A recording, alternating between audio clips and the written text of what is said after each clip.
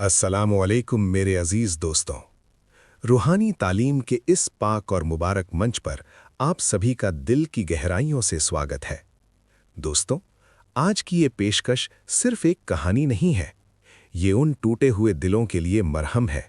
ये उन हाथों के लिए दुआ है जो दिन रात मेहनत करते हैं। ये उन आंखों के लिए सुकून है जो हर रात तंगी की वजह से भीग जाती हैं। अगर आप भी सुबह सूरज से पहले उठते हैं, पूरे दिन मेहनत करते हैं, ईमानदारी से काम करते हैं, फिर भी महीने के आखिर में जेब खाली और दिल भारी हो जाता है, तो आज की ये दास्तान सिर्फ सुनने के लिए नहीं बल्कि अपनाने के लिए है। क्या आपने कभी सोचा है कि पैसा आता तो है मगर टिकता क्यों नहीं? कमाई होती है मगर सुकून क्यों नहीं आता? दोस्तों, याद रखिए, रिज़्क सिर्फ मेहनत का नतीजा नहीं होता। रिज़्क एक रूहानी अमानत होता है जो अल्लाह अपने बंदों को उनके दिल की हालत देख कर देता है।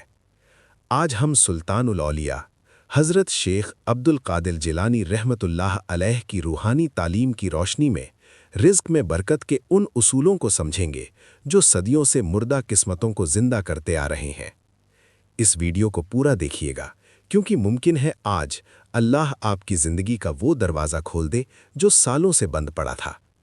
बगदाद शरीफ की रूह को हिला देने वाली दास्तान। बगदाद शरीफ की गलियों में एक शख्स रहता था। नाम था कासिम। कासिम कोई आलसी इंसान नहीं था। वो हराम से डरने वाला, हलाल पर सब्र करने वाला और मेहनत से कभी पीछे ना हटने वाला इंसान था। सुबह से शाम तक वो बोझ उठाता, मजदूरी करता, मगर जो कुछ मिलता उससे घर बस किसी तरह चलता। अक्सर ऐसा होता कि घर में चूल्हा जलता तो था मगर पेट नहीं भरता था। उसके बच्चे कई बार भूखे सो जाते। उसकी बीवी मुस्कुराने की कोशिश करती मगर आंखों की उदासी छुपा नहीं पाती। हर रात कासिम छत पर जाता, आसमान की तरफ देखता और कहता, ए अल्लाह, मैंने कभी किसी का हक नहीं मारा, फिर मेरी जिंदगी इतनी तंग क्यों है? उम्मीद की एक किरण। एक दिन कासिम ने सुना कि बगदाद में अल्लाह के एक बहुत बड़े वली रहते हैं। लोग कहते थे उनकी एक नज़र इंसान की दुनिया भी बदल देती है और आखिरत भी संवार देती है। कासिम का दिल कांप उठा। उसने तय कर लिया, अब मैं अपनी फरियाद अल्लाह के दोस्त के सामने रखूंगा। वली की महफिल। जब कासिम महफिल में पहुंचा तो वहां अजीब सा सुकून था। हजारों लोग बैठे थे मगर शोर नहीं था। ऐसा लगता था जैसे हर दिल अपने रब से बात कर रहा हो। जैसे ही कासिम की नज़र हज़रत गौसे आज़म पर पड़ी, उसका सब्र टूट गया। वो रो पड़ा, या गौसे आज़म, मेरी मेहनत में असर नहीं, मेरी रोज़ी में बरकत नहीं, मुझे रास्ता दिखा दीजिए। पहला रूहानी राज, भरोसे की सही जगह।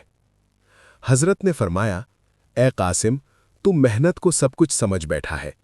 मेहनत जरिया है, मालिक नहीं।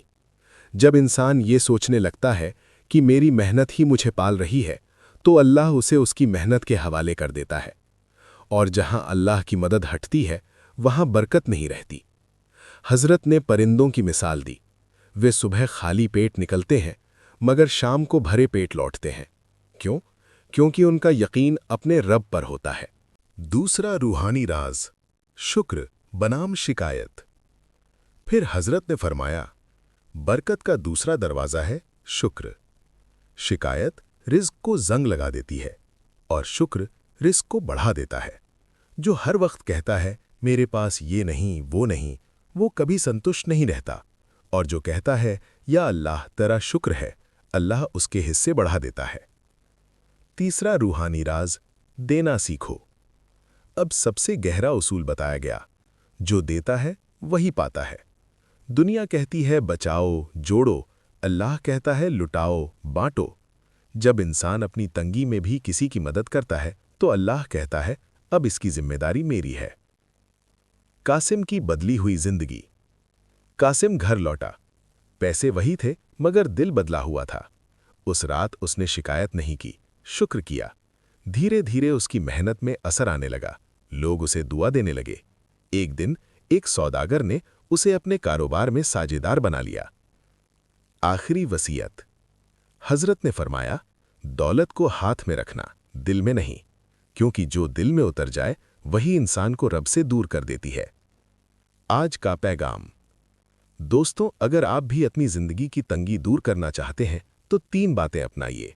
नंबर 1, अल्लाह पर पूरा यकीन। नंबर 2, हर हाल में शुक्र। नंबर 3, मखलूक की खिदमत।